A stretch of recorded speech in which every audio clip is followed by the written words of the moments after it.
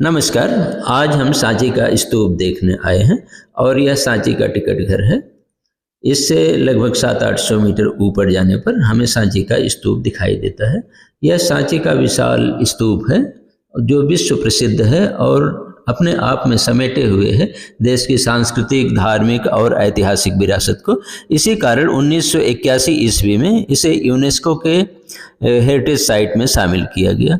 इससे पहले हमारा ध्यान स्तूप के मुख्य स्ट्रक्चर पर जाए। ये सामने जो 34 फीट ऊंचा तोरण द्वार दिखाई दे रहा है, इसकी नक्काशी में हमारा ध्यान अटक करके रह जाता है।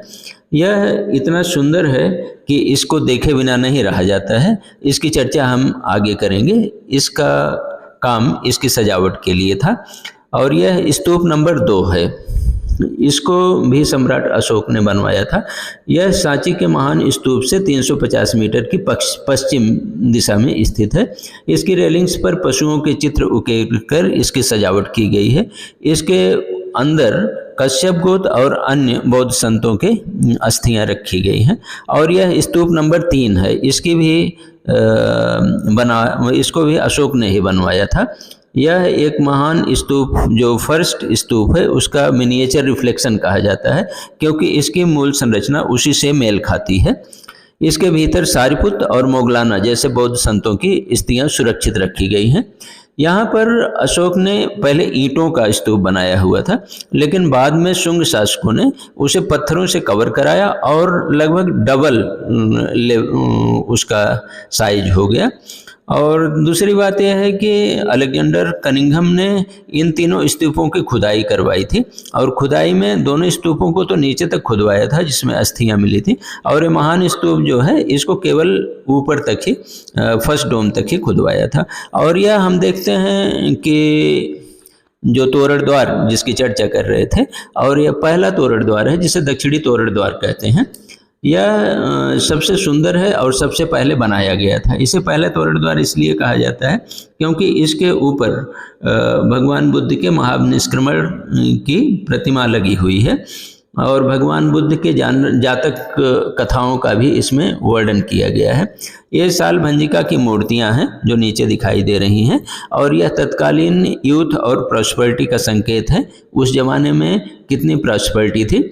इनका अलंकरण जो है वो हीनयान धर्म से प्रभावित है, इसीलिए बुद्ध की अपनी कोई प्रतिमा नहीं दिखाई देती, क्योंकि बुद्ध की प्रतिमाएं जो है वो महायान काल में बनना प्रारंभ हुई थी, हीनयान काल में नहीं। और ये देखिए जो है यह गेट नंबर 2 है, पूर्वी गेट।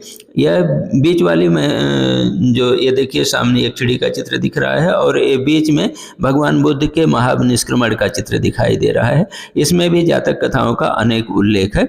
और ये देखिए ये पश्चिमी गेट है। ऐसा लग रहा है कि 4 मोटे पेट वाले बौने इस पूरे स्ट्रक्चर को अपने ऊपर उठाए हुए हैं। इसमें हाथियों की पूजा की जाती थी, इसके भी चित्र दिखाए गए हैं। और बुद्ध की मृत्यु के बाद राजाओं ने उनकी अस्थियां प्राप्त करने के लिए जो संघर्ष किया उसका भी चित्रण ऊपर के मेहराबों में दिखाया गया है। और ये देखिए ये उत्तरी गेट है। उत्तरी गेट पर ये सिंहों की आकृतियां दिखाई गई हैं।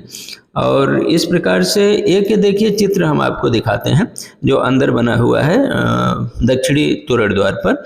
यह महामाया है और महामाया के उम्ब में एक व्हाइट एलिफेंट एक लोटस ला करके प्रतिस्थापित करता है, जिसे भगवान के जन्म से जोड़ा जाता है। इसीलिए बौद्ध स्तूपों में जो है सबसे ज़्यादा एलिफेंट्स और लोटस के चित्र दिखाई देते हैं। और ये जो है एक प्रतीक्षिणा पथ है जिसे वेदिका कहते हैं। ये पहले ये लकड़ी से ढका गया था, लेकिन बाद में उदयगिरि की सैंडस्टोन को ला करके लकड़ी की ही तरह से काट करके और तराश करके ये रेलिंग्स बनवाई गई। ये बहुत ही सुंदर है और इसकी परिक्रमा की जाती है। इसकी आगे हम देखते हैं कि ये जो है विहार हैं, चैत्य हैं, और इसकी टोटल 51 स्ट्रक्चर्स यहाँ पर बनवाए गए हैं। और विहारों में बौद्ध संत रहते थे और वह पूजा उपासना करते थे और यहाँ से बौद्ध धर्म का प्रचार करते थे। वास्तव में सांची जो है वो बौद्ध धर्म के प्रचार का सेंटर था। यहाँ पर अशोक ने 84,000 स्तूपों का निर्माण करवाया था और अशोक जब पहले सांची में गवर्नर नियुक्त हुआ था तभी उसने जो है यहाँ के एक धनी व्यापारी देवसिट्टी की पुत्री देवी से विवाह कर लिया था। देवी का झुकाव विशेष रूप से बौद्ध धर्म की तरफ था और उन्हीं के पुत्र महेंद्र और पुत्री संघमित्रा को बाद में श्रीलंका भेजा गया, जो बौद्ध धर्म के प्रचार प्रसार के लिए वहाँ पर गए और पूरे देश भर में इसे सेंटर मान करके बौद्ध धर्म का प्रचार किया गया। अगर वीडियो अच्छा लगा हो तो लाइक करें। Thank you. मिलते हैं अगले